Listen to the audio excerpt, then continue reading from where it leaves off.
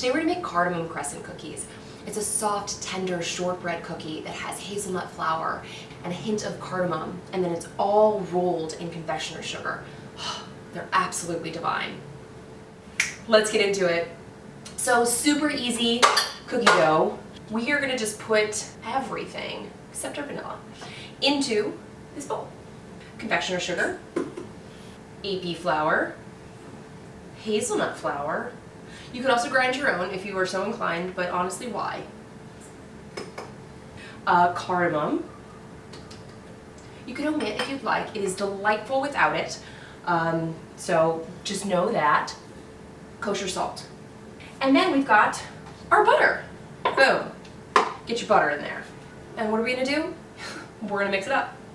Pop your paddle attachment on there, and then just start her on low and let her go.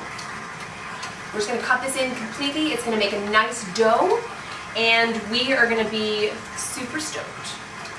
Got one piece of like very large chunk of butter that's just chilling in the center there, and I would like her to make nice with the rest of the class. So, okay, as we work. I mean, I'd like to say that you could like prepare your pan or preheat your oven or something, but there's literally nothing to do. So you can check your email, you can do a quick scroll through Insta. Okay, so it's starting to kind of come together. I just want to make sure that there's, if there's like really large butter pieces, that I've taken them away from the paddle, because you don't want butter chunks in your cookie dough. You want everything to be nice and incorporated and beautifully work together. At this point, I am going to add my vanilla, so it's easier for it to work into the dough without over mixing it. Yum is what I'm saying here. I am going to go ahead, it's come together, I'm just going to go ahead and let it mix until I don't see any visible bits of butter, because that's not what we're here for. Haha, look at this badass dough. Ta-da! I know you're impressed. And now all that there's left to do is like wipe the sweat from your brow, because you did nothing, and just go ahead and wrap it and get it in the fridge. I know. Easy. So go ahead and just get all of that in one little packet. You could chill this in the bowl, but it's going to take longer, and I don't know about you, but I would like cardamom crescents right now. So go ahead and get all that dough out. Get yourself a nice little dough packet right here. The flatter it is, the faster it'll chill. Fun facts. Now we've wrapped her, and we're going to refrigerate her. So pop her in the fridge. About 2 hours. You want it to chill completely. You want it to be firm. And then we will preheat our oven and shape and bake. All right, so our crescent dough is chilled, very firm, and we are ready to prep her to be baked. She's gonna have to chill again, sadly, but it'll chill a lot faster this time. So go ahead and spray a pan. Non-stick cooking spray. Go ahead and grab yourself a piece of parchment. Line that pan. We're going to divide this dough into about 20-gram pieces. You're like, what the? I know, don't worry, we're not actually going to do that. So go ahead and kind of like cut off a piece of it to work with. Get like a working piece.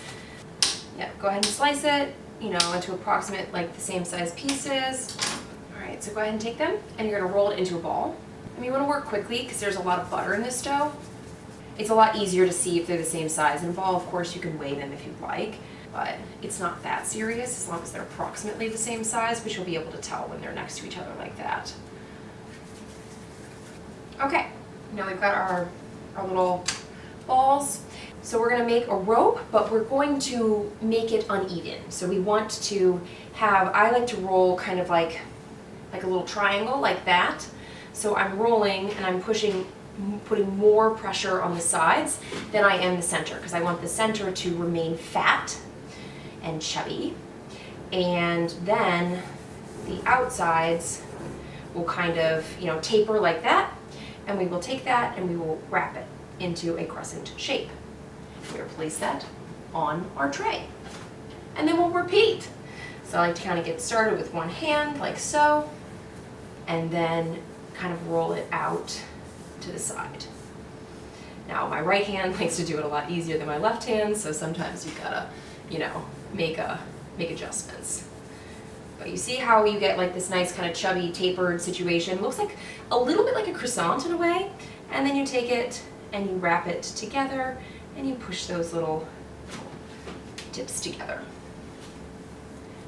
Okay, oh, he's a cute one.